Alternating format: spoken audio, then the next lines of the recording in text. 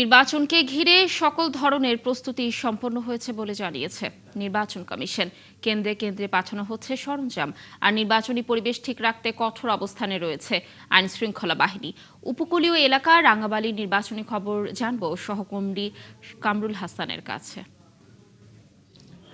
হাতে আছে আজকের একদিন, কাল অনুষ্ঠিত হবে ত্রয়োদশ জাতীয় সংসদ নির্বাচন ও গণভোট। এ উপলক্ষে পটুয়াখালী 4 আসনের দ্বীপ উপজেলা রাঙ্গাবালিতে প্রশাসনের পক্ষ থেকে সকল ধরনের প্রস্তুতি গ্রহণ করা হয়েছে। আমি এই মুহূর্তে রয়েছি উপজেলা পরিষদে, ক্যামেরা পার্সনের মাধ্যমে আপনাকে দেখানোর চেষ্টা করছি। এখানে কিন্তু ব্যালট বক্সগুলো রাখা হয়েছে। এই ব্যালট বক্সের সঙ্গে ব্যালট পেপার এবং নির্বাচনী যে সরঞ্জাম রয়েছে সেগুলো কিন্তু কেন্দ্রে পৌঁছানোর কাজ আর কিছুক্ষণের মধ্যেই শুরু হবে।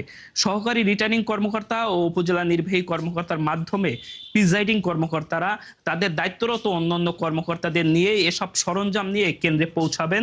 আপনাকে জানিয়ে রাখি, রাঙ্গাবালির আইন শৃঙ্খলা পরিস্থিতি নিয়ন্ত্রণের জন্য 6টি ইউনিয়নের 4 জন নির্বাহী ম্যাজিস্ট্রেট, নৌবাহিনীর 101 জন সদস্য, কোস্টগার্ডের 90 জন সদস্য এবং 123 জন পুলিশ সদস্য মোতায়েন করা হয়েছে।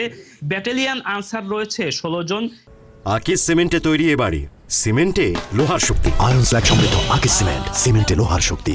এবং পুলিশের 4টি মোবাইল টিম, 2টি স্ট্রাইকিং টিম থাকবে। এবং সেই সঙ্গে আপনাকে জানিয়ে রাখি, রাঙ্গাবালী উপজেলার আওতায় 37টি ভোট কেন্দ্র রয়েছে, 37টি ভোট কেন্দ্র রয়েছে।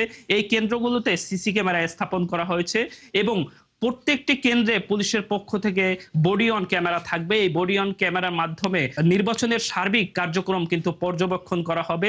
রাঙ্গাবালী থানা এবং উপজেলা প্রশাসনে আলাদা আলাদা মনিটর রয়েছে। সেই মনিটরের মাধ্যমে কিন্তু নির্বাচনের কার্যক্রম সিসি ক্যামেরা এবং বডি অন ক্যামেরার মাধ্যমে পর্যবেক্ষণ করা হবে। আপনাকে জানিয়ে রাখি, পটুয়াখালী 4 আসনে কিন্তু 4 জন প্রার্থী ছিলেন। এর মধ্যে গণ অধিকার পরিষদের প্রার্থী বিএনপি প্রার্থীকে সমর্থন জানিয়ে নির্বাচন থেকে সরে দাঁড়িয়েছেন। সুতরাং এখন 3 জন প্রার্থী রয়েছে। বিএনপি মনোনীত এবিএম মোশাররফ হোসেন, ইসলামী আন্দোলন মনোনীত মোস্তাফিজুর রহমান এবং 11 দলীয় নির্বাচনী ঐক্য সমর্থিত খেলাফত মজলিসের প্রার্থী ডাক্তার জহিরউদ্দিন আহমেদ।